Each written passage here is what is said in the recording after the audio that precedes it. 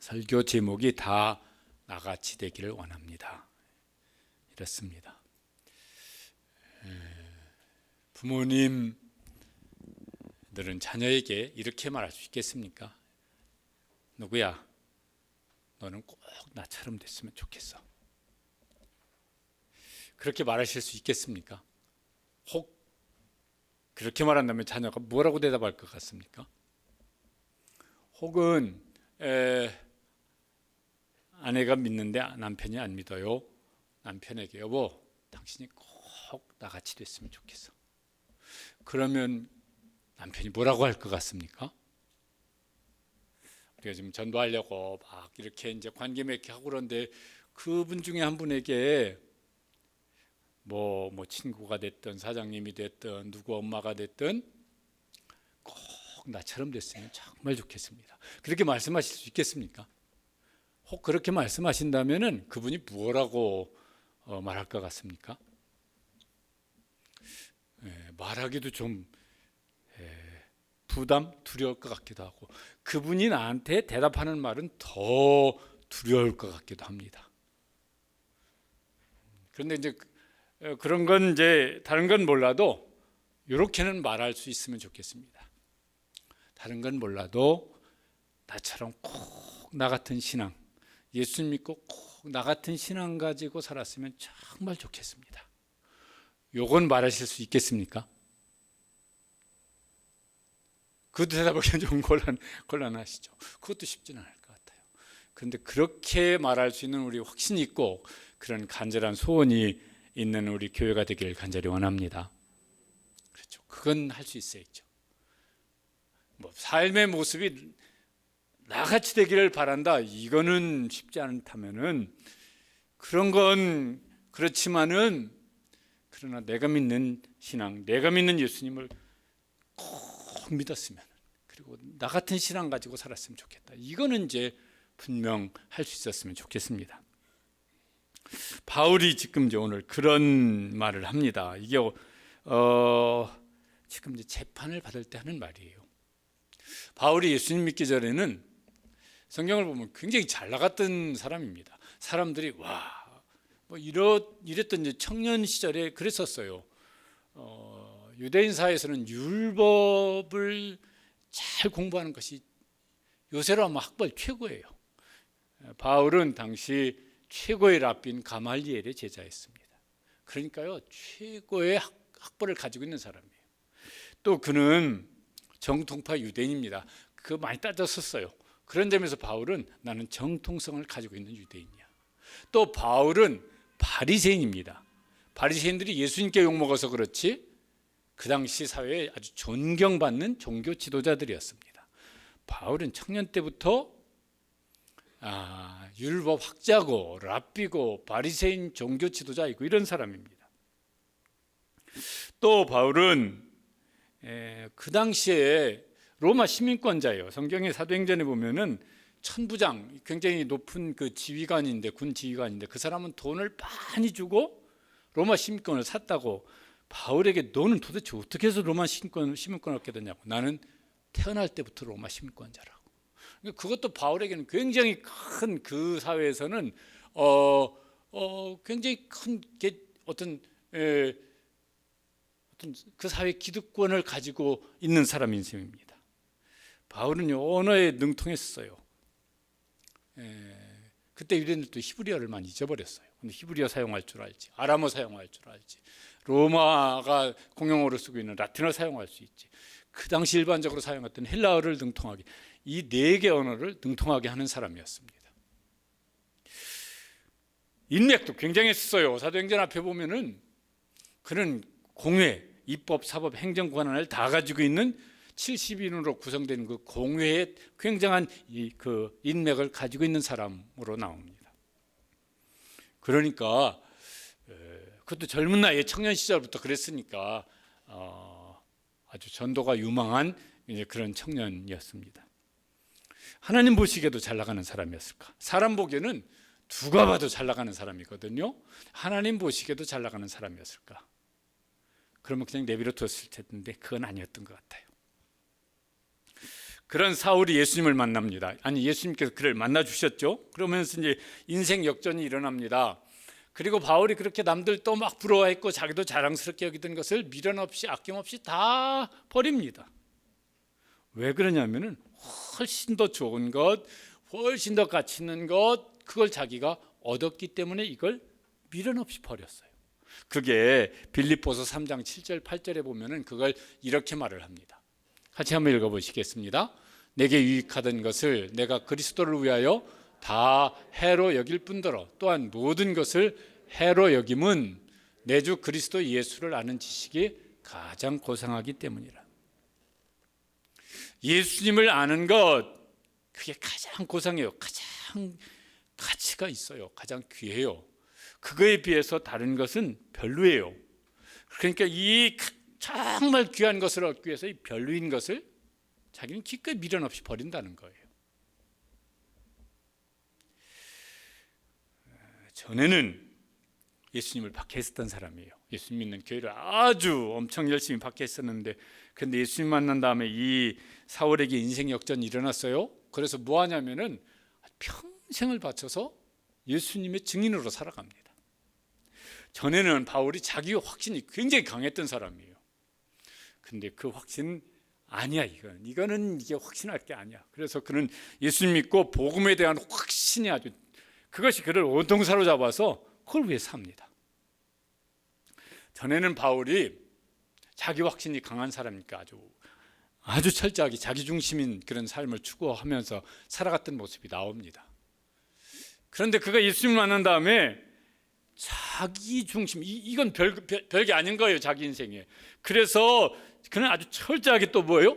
예수 중심으로, 우리 아까 예수 이렇게 찬양을 했는데 예수님 중심으로 살아갑니다.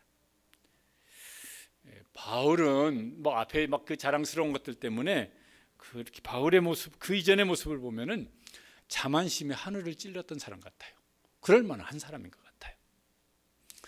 그런데 그가 예수님 만나고 난 다음에 자기를 표현하는 아주 대표적인 말이 있어요. 난 종이라는 거예요. 그 당시 종은 노예들을 지칭하는 말입니다. 혹은 청지기라는 말을 들었습니다. 그것도 그 청지기들은 되게 누가 그 청지기 노릇을 하냐면 그 집에 있는 노예가 청지기 노릇을 합니다. 바울은 자기를 소개하는데 뭘 기꺼이 자기를 어떻게 소개하냐면 나는 종입니다. 그리스도의 종이고 나는 교회의 종입니다. 그렇게 겸손한 사람이 되었어요. 바울은 그전에 자기가 옳다고 생각하는 것을 반대하거나 용인하지 않는 사람에 대해서 분노가 가득 찬 사람이었습니다. 그래서 그 사람들을 잡아다 감옥에 집어넣고 심지어는 막 그 사람들을 죽이기도 하고 막 이런 일을 앞장섰던 사람이에요. 그런데 예수님을 만나고 난 다음에 그의 인생 역전이 일어났는데 그는요 얼마나 겸손할 뿐만 아니라 온순한 사람이 되었고, 또 무슨 막 이런 말 했었잖아요. 교회들에게 항상 뭐하라? 기뻐하라. 또 뭐하라? 범사에 감사하라. 자기 감옥에 지금 있을 때 보낸 편지들이거든요. 그러면서도 그렇게 사는 거예요. 그러니까 그 사람 속에 이게 어떤 외면적인 것이 아니라 내면적인 영적인 어떤 인생 역전이 일어나는 것입니다. 전에는 예수 믿는 사람 잡아다가 감옥에 넣느라 바빴었는데 지금은 뭐예요? 자기가 예수님 믿으라고 전도하다가 지금 감옥에 갇혀 있는 상태입니다. 아직도 지금 재판을 받고 있는 상황이에요. 바울에게 인생 역전이 일어났습니다. 우리 뭐 역전 그럴 때 어떤 뭐 스포츠 이런 것도요. 역전하는데 역전승이 있고 역전패가 있어요. 우리 월드컵 16강 결정지을 때 역전승을 한 거잖아, 그렇죠? 그러니까 훨씬 막 신났어요. 그 끝나기 막 뭐 1분 전인가 2분 전인가 막 그때 넣어가지고 역전승을 했어요. 그런데 역전패도 있어요. 이기다가 졌어요. 인생도 인생 역전승이 있고 역전패도 있어요. 여러분 바울의 삶을 보면은 그냥 사람들 세상적인 관점에서 보면은 인생 역전승이 된 겁니까? 역전패를 한 겁니까? 잘 나가던 사람이 감옥에 갇혀 있으니까 역전패도 이런 역전패가 없지. 하나님이 보시면은 이 바울은 인생 역전패한 사람입니까? 역전승한 사람입니까? 역전승이겠죠. 바울의 그 역전승 때문에 오늘 우리도 인생 역전하며 살아요. 왜? 성경에 바울이 기록한 바울 서신 있잖아요. 그거 우리가 읽으면서 우리가 예수 그리스도를 믿게 되어져요. 그리고 어떻게 살아야 되는지를 알게 되어져요. 기독교 역사 2000년 동안 바울은 자기가 예수님 안에서 역전승한 사람이 되어서 수많은 사람들을 인생 역전하게 만드는데 인생 역전승을 하게 만드는 그 기초를 만들어 놓은 사람이 되었습니다. 인생 역전 일어났으면 좋겠다. 막 이렇게 소원하는 사람들이 제일 많이 하는 게 있어요. 뭘까 생각을 해봤더니 이걸 것 같아요. 뭐요? 로또. 로또. 안 맞아. 남편을 로또와 같다고 이렇게 말을 여자분들이 한대요. 왜? 안 맞아. 한 번도 안 맞아. 지금까지 맞은 적이 한 번도 없어. 막 이래서 로또 같다. 혹시 지난주 로또 사셔가지고 막 일주일 동안 이거 1등 당첨될 게 분명할 것 같은데 이 돈 어디다 쓰나 막 고민하면서 근심하면서 일주일 보낸 분 우리 중에 계십니까? 예. 로또 저거 얼마죠? 1,000원이라고 그러던가? 1,000원 슈퍼에 가가지고 가슴이 탁 튀는 킨 사이다 사서 한 병 마신 다음에 안 돼 저거 안 맞아. 예, 그러면서 가슴이 탁 트이는 게 차라리 낫습니다. 언젠가요 텔레비전에서 로또 1등 당첨된 사람들을 뭐 수십 명인가 이렇게 추적을 해가지고 뭐 다큐처럼 뭐 이렇게 방영한 걸 본 적이 있어요. 1등 당첨 인생 역전이 일어난 사람들이에요. 갑자기 수십억이 생겼으니까 생각만 해도 얼마나 좋겠어요. 그런데 이 사람들에게 제일 많이 일어난 일 혹시 보신 분 계십니까? 뭐가 제일 많이 공통적으로 이 사람들에게 공통적으로 일어난 일이 있어요. 뭔지 아십니까? 가정 파탄이에요. 부부끼리 이혼하고 형제끼리 윈수되어지고 이 돈이 없었을 때는 그냥 있는 대로 그렇게 살았어요. 그런데 돈이 갑자기 확 들어오니까 이거 뭐 어떻게 쓸 거냐, 뭐 형제인데 얼마를 줄 거냐, 뭐 막 이런 거 하면서 왼수가 돼버려요. 가정 파탄이라는 게 제일 많더라고. 또 하나는 그냥 이렇게 뭐 직업을 가지고 있든 뭐 사업을 하든 그냥 그렇게 뭐 보통 버는 만큼 수입 있고 지출 있고 이렇게 이제 규모 있게 살았는데 갑자기 떼돈이 확 들어오니까 직장 때려쳐 사업 때려쳐 막 이래가지고 막 갑자기 생활이 막 뒤죽박죽 돼버렸어요. 그래가지고 거의 대부분이 불행해졌다고 이렇게 말하는. 이게 당첨됐을 때는 얼마나 좋았겠어요. 한번 돼보면 좋겠죠. 되지 마세요. 안 되는 게 나을 것 같아요. 그분들 보니까 공통적으로 보니까 안 되는 게 나아요. 된 게 인생 역전승이 안 되고 인생 역전패가 돼버렸어요. 그러니까 그 편도 안 좋은 것 같아.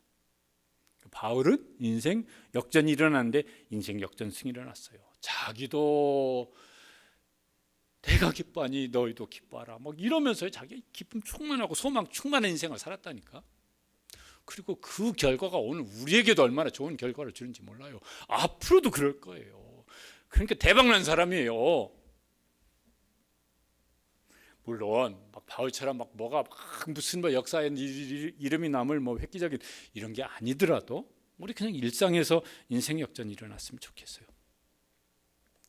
어떤 분의 이렇게 그 간증 중에 이런 얘기를 했더라고요. 어떤 남자분이 교회를 나오셨어요. 이분이 그 전에 술을 굉장히 좋아하셨던 분인가 봐요. 교회 다닌다고 하면서 이제 식장에서 술 안 먹겠다고 그러니까 야, 뭘 너 예수가 누군지 아냐? 나 아직 잘 모르겠어. 너 뭐 성경은 뭐 제대로 알고 뭐 교회 다닌다고 그러냐? 성경도 나 사실 잘 몰라.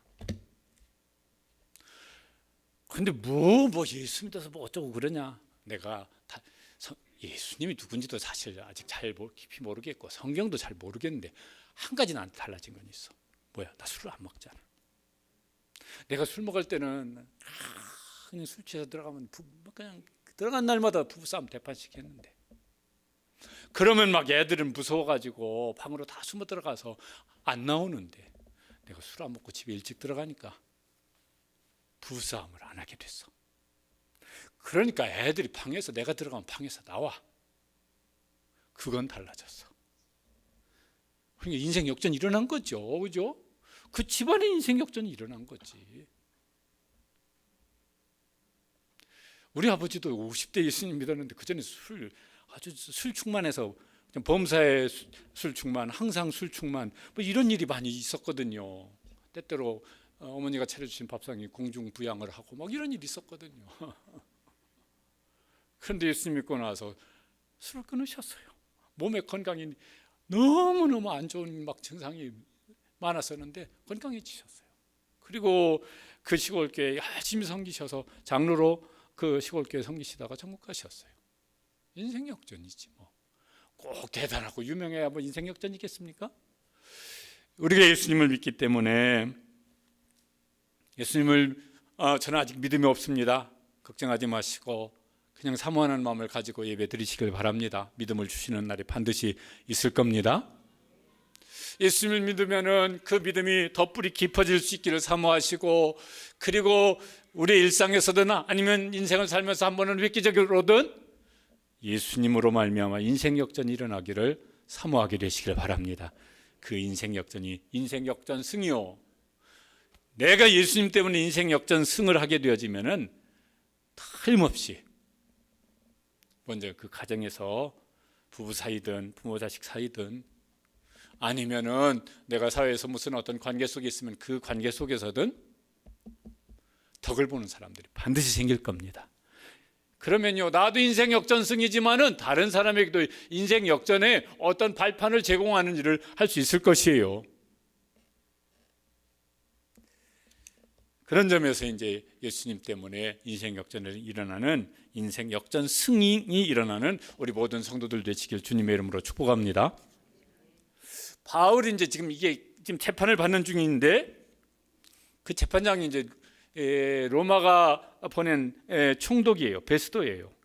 그리고 이제 이 재판 때 이 베스도가 사람들을 불렀어요. 그 지역 로마가 임명한 왕 아그리빠라는 사람이 오고, 또 거기 막 유명한 어떤 막 지역 유지 실세들을 불러서 이제 배석한 다음에 재판을 이제 합니다. 재판장인 이 총독이 바울에게 변호할 기회를 줍니다. 그때도 변호사가 있었던 모양이에요. 그래서 그 고소했던 사람들은 변호사를 선임해 가지고 거기 더둘로라고 하는 사람 이름이 나오는데, 이 사람이 이제 뭐 이렇게 신문하고 뭐 이런 걸 이제 합니다. 근데 바울은 감옥에 갇혀 있어서 그러기도 하지만 변호사를 선임하지 않고 자기가 자기 변호를 합니다. 총독이 변호할 기회를 줍니다. 그러니까 바울이 이제 뭐라고 변호를 하냐면은, 바울은 사실 억울하게 복음 전하다가 억울하게 고소당했거든요. 나는 억울합니다. 내가 무슨 로마법을 어긴 게 있습니까? 뭐 이런 변호를 하고, 그래서 무죄석봉 받아서 지금 2년 동안 지금 만 2년 동안 감옥 생활을 했는데, 이제 바울이 나이도 많고 건강도 안 좋았거든요. 그러면 이제 이렇게 석방되기를 원해서 막 자기 변호를 열심히 할 법한데, 그건 이런 반거하지 않습니다.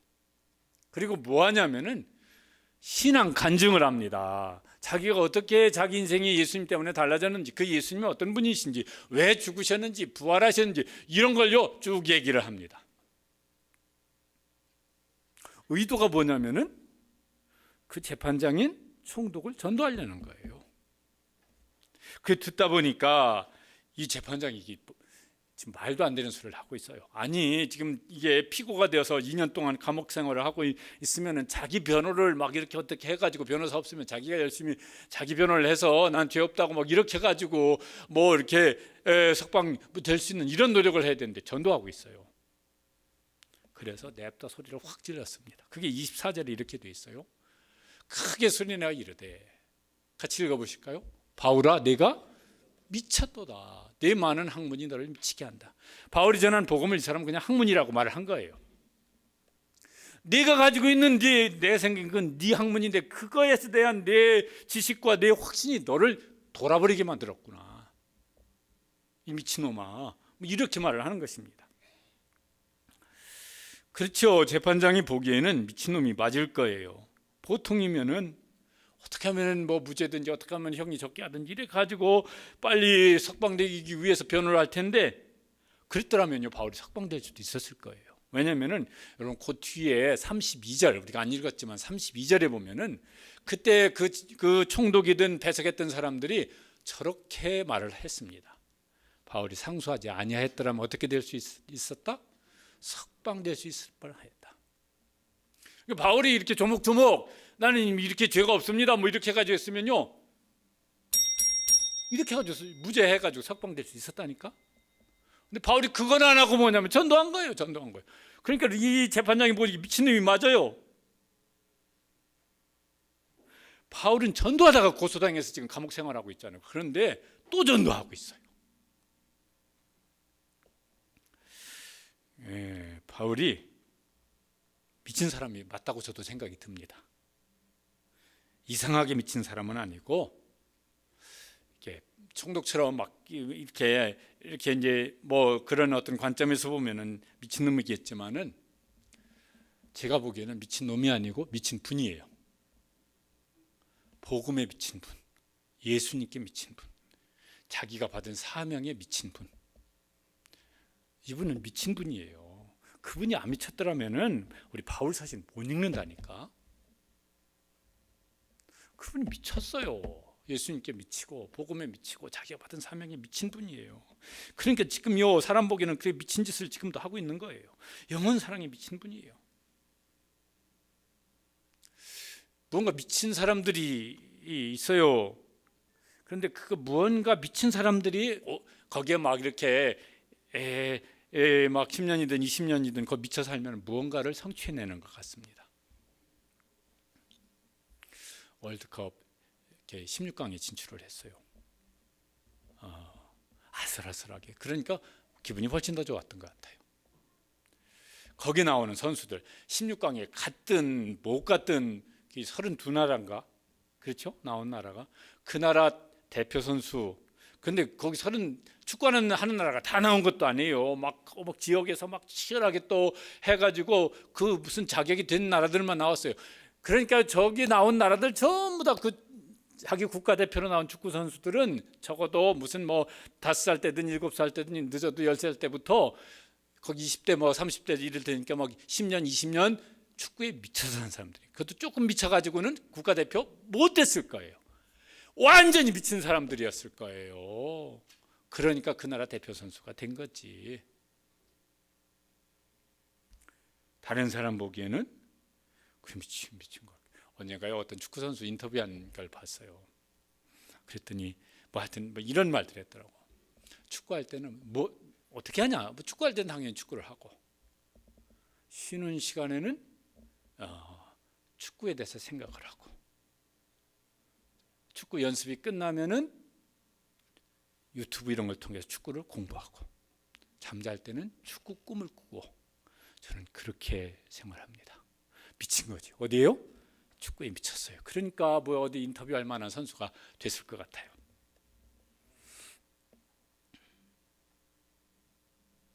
그런 사람들이 어느 분야에서 뭔가 막 이렇게 막 저 사람은 이 분야에 막 진짜 프로야, 이런 사람들은 그런 마음이 있어요. 거기에 막 자기 열정을 쏟아놓고 막 자기 인생을 쏟아놓고, 요즘에는 막 이런 말들을 하더라고. 이런 표현을 쓰더라고. 내 영혼을 갈아 넣어서 뭔가를 했다 이러더라고. 그러니까 막 내 마음을 다 쏟아서, 이런 표현 가지고는 부족한가 봐. 내 영혼을 갈아 넣어가지고 그 일을 위해서 내가 했다. 미친 사람들이에요.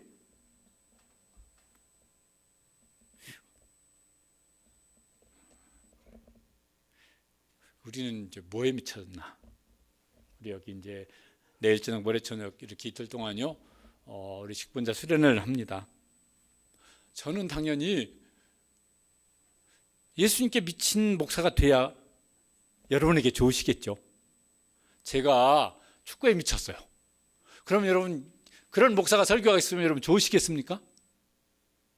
제가 무슨 막 다른 어떤 취미가 있어서 그거에 미쳐서 살아요. 그러면 여러분 교회를 위해서 막 제가 유익한 목사가 되겠습니까? 안 되겠지. 그런 목사는. 그러니까 여러분은 오늘 표현대로 하면은 제가 뭐 교회에 미친, 교인 사랑에 미친, 예수님 사랑에 미친, 복음에 미친 목사가 될 수 있도록 기도해 주시기를 바랍니다. 저는 무슨 기도할까? 하나님, 우리 교회 장로님이 이제 8분이 세워졌는데 예수님께 미친, 교회 사랑에 미친 장로님들 되게 해주세요. 안수집사도 새롭게 더 세우고 권사도 더 새롭게 세우는데 이 중직자들이 정말 주님 사랑하고 주님의 몸인 교회를 사랑하는 일에 미친 그런 직분자 되게 해주세요. 그래야 우리 교회에 여러분 성도들에게 유익한 일이 일어나게 될 것입니다. 그분이 안 미쳐 있으면요, 아이고, 연기는 장뜬 나는데 불은 안 붙는, 뭐죠, 이렇게 소나무 가지에다가 불 붙이려고 하는 것처럼 눈만 맺고 막 이런 일 생길 거라고. 교회가, 우리 교회 모든 성도들이 예수님께 미친, 복음에 미친 사람들이 되어지면은 교회 여러분 가정 안에 예수님이 향기롭게 드러나게 될 줄로 믿습니다. 그런 일이 일어나야죠.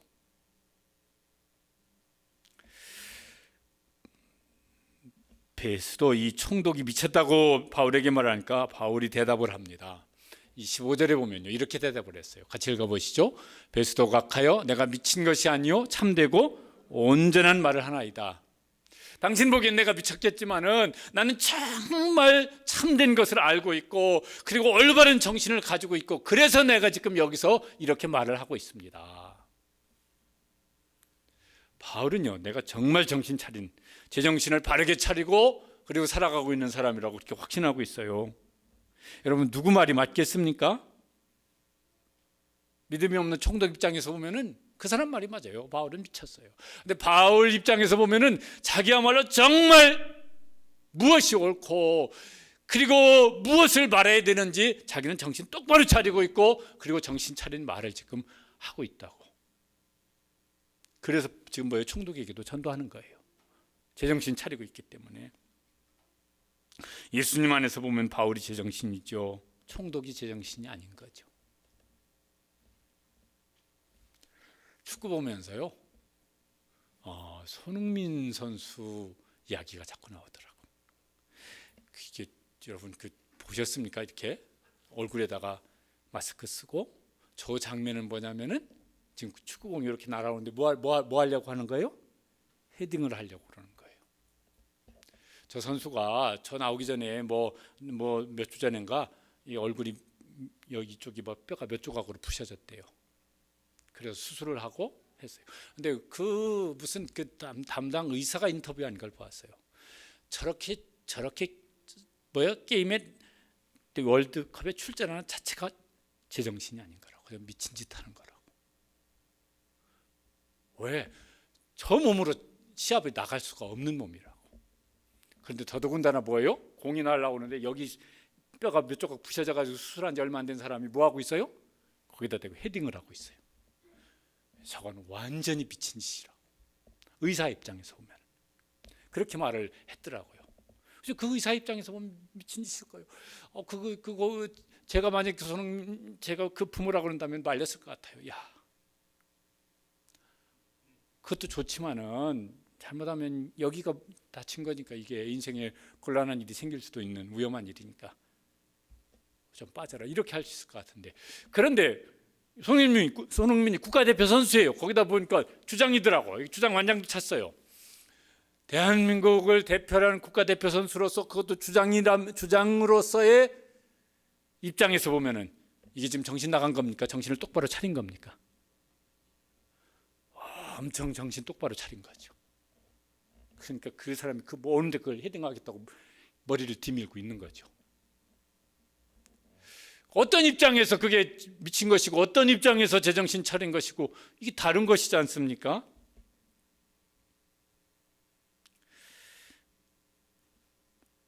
그러니까 바울의 입장에서 보면 정신을 온전히 차린 거예요. 그러니까 이게 말이요, 이게 말을 이렇게 논리적으로 잘 안 맞을 표현일 수도 있겠지만, 예수님께 미쳐야 제정신을 차리는 거예요. 그리스도인으로서는, 성도로서는 예수님께 미쳐야 성도로서 제정신을 차리게 되어져요. 그렇죠? 우리가 예수님께 미치지 않으면은 성도로서 제정신을 차려서 세상을 사는 게 잘 안 되어져요. 바울처럼 우리가 예수님께 미쳐야 그리스도인다운 제정신을 가지고 세상을 살아가게 될 거예요. 그렇지 않으면 그게 안 된다니까요. 그렇지 않습니까? 그래서 미쳐야 정신이 온전해져요. 예수님께 미쳐야 우리가 그리스도인으로서의 정신이 온전해집니다. 바울은 이제 그래서요, 나는 정신 똑바로 차리고 있고 정신 차린 말을 한다고 지금 하는 것입니다. 바울이 이제 그러면서 그 순간, 짧은 순간에 지금 총독이 이렇게 나오니까 그러면 다른 사람이라 전도해야 되겠다. 그래서 옆에 있는 아그리파 왕에게 말을 합니다. 26절에 보면요, 이렇게 말을 하고 있습니다. 내가 왕께 어떻게 말하노니? 담대히 말하노니. 그러면서 역시 마찬가지예요. 뭐 자기 막 무슨 죄가 뭐 없다 이런 거 안 합니다.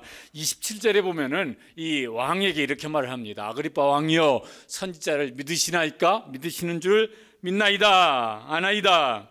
지금 뭐냐면은 앞에 있는 왕에게 전도를 하고 있는 것입니다.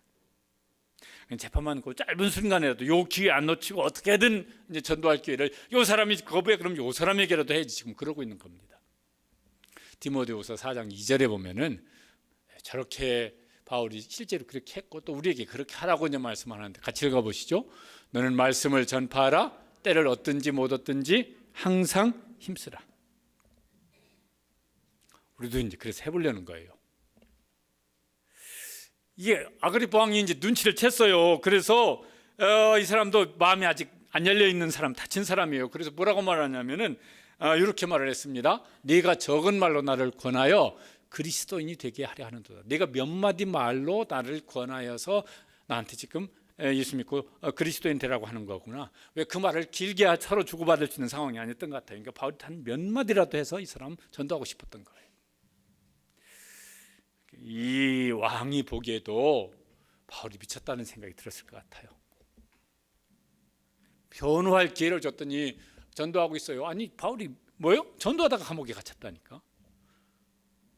그러면은 제가 앞으로는 조심하겠습니다. 그리고 뭐 이렇게 가지고 뭐 나올 생각이 있는 게 아니라 그 짧은 순간에 이 사람이 거부해, 그럼 내가 옆에 있는 이 사람 전도해야지. 이렇게 한 거예요.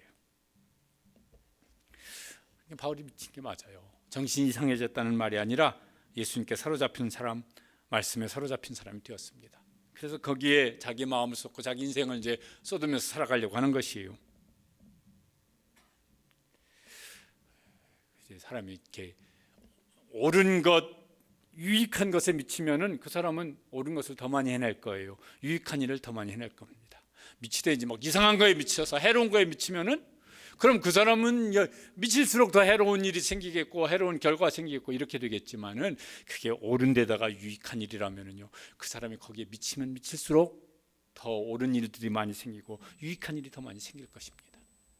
그런 점에서 우리가 예수님께 미치되 옳게 바르게 예수님께 미쳐서 그 미친 결과가 내 속에도, 우리 가정 속에도, 교회 속에도, 세상 속에도 정말 예수님의 사랑이 그렇게 드러나고 흘러갈 수 있도록 바울처럼 예수님께 미친 사람 되시기를 주님의 이름으로 축복합니다. 미친 사람, 좀 표현은 그런데 하여튼 예수님께 미친 분들이 되셨으면 좋겠어요.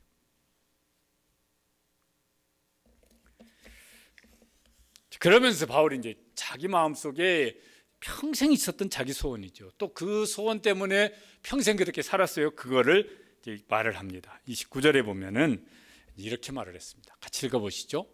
내 말을 듣는 모든 사람도 다 이렇게 결박된 것 외에는 나와 같이 되기를 하나님께 원하는. 한 번 더 읽어보시겠습니다. 내 말을 듣는 모든 사람도 다 이렇게 결박된 것 외에는 나와 같이 되기를 하나님께 원하나이다.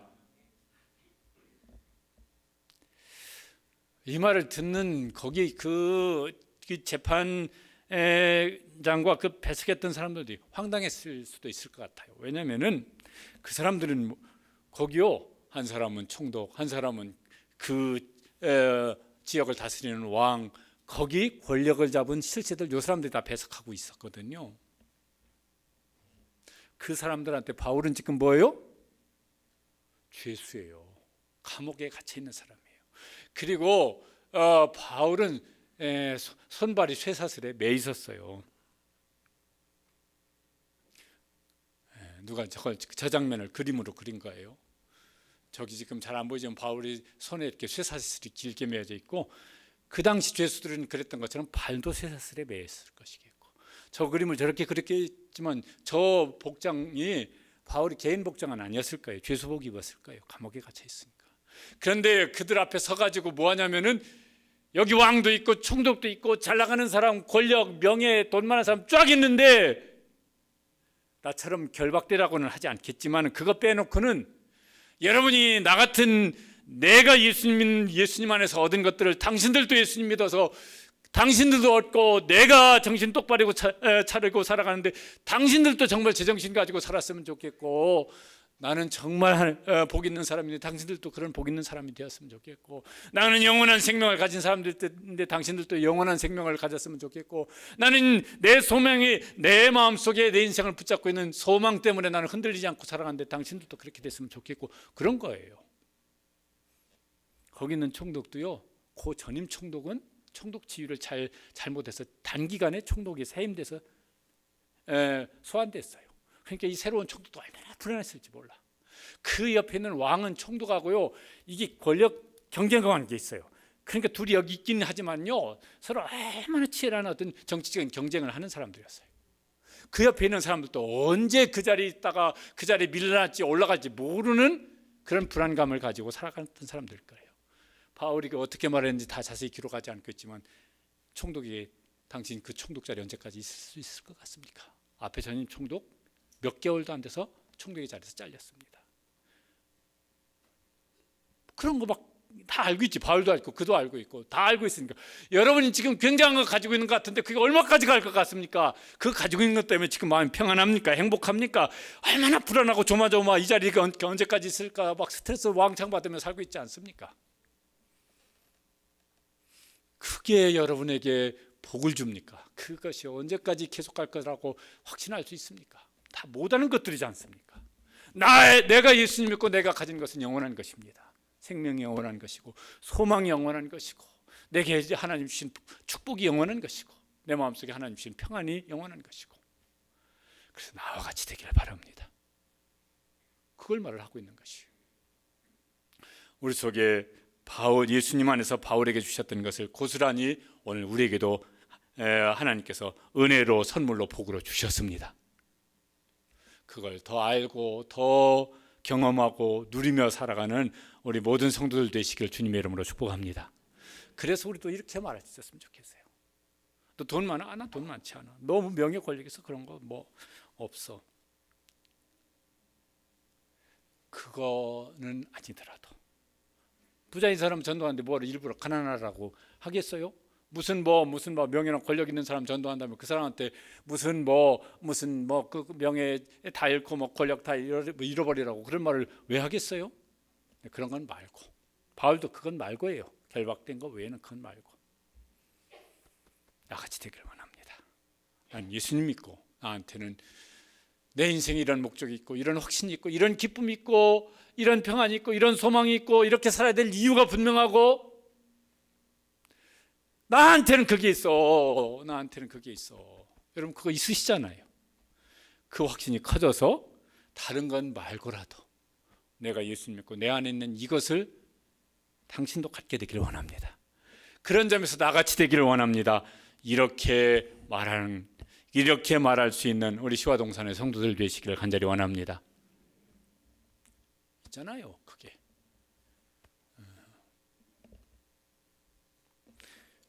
막 무슨 대단하고 막 이렇게 무슨 뭐 근사 이런 분들 저도 별로 만나보지 않아서 그분들은 어떤지 잘 모르겠어요.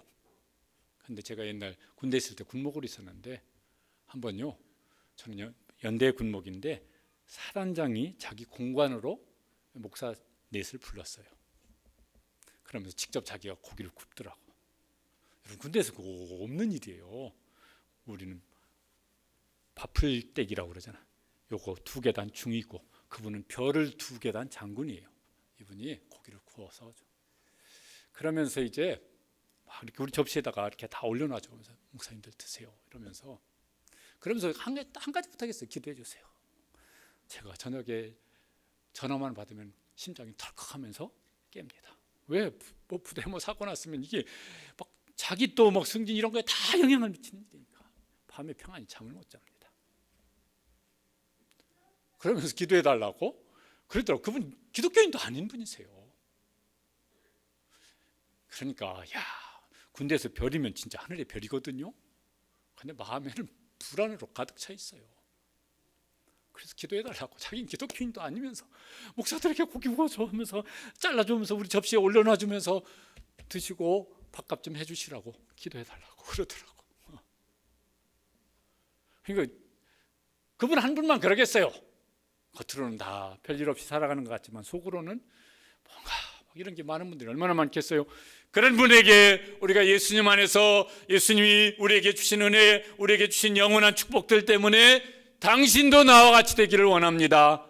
그렇게 말할 수 있는 우리 모든 성도들 되시길 바랍니다. 그리고 그분들한테는 그게 필요해요. 그렇게 말해줄 사람이 필요해요. 그런 확신을 전해줄 사람이 그분들에게도 필요해요. 우리가 이제 이번 금요일 저녁에 이렇게 이제 유명한 연주자이시죠. 다니엘 기도회 때 간증자이신데 연주 그때 이렇게 들으신 분들은요, 아주 은혜로운 연주도 훌륭하고 간증도 은혜롭고 초청하시고, 또 성탄절이 이번엔 주일인데 초청하시고, 연초에는 우리 붕회도 할 겁니다. 하여튼 초청하셔서 내가 다 설명할 수 없으면 저분들을 통해서라도 예수님 안에서 우리에게 하나님께서 오늘 또 주고 계시고 영원히 주실 것들을 잘 전달받을 수 있도록 그렇게 인도해 주시기를 바랍니다. 그래서 그분들이 또 누군가에게 너도 나같이 되라고 그렇게 줄 수 있는 일이 일어나는 일에 우리 교회가, 우리 모든 성도들이 먼저 예수님 안에서 누리고 풍성하고 소망하면서 나눠줄 수 있는 이런 우리 교회 되시기를 간절히 소망합니다. 기도하시겠습니다. 우리 한번 동성으로 기도하시겠습니다.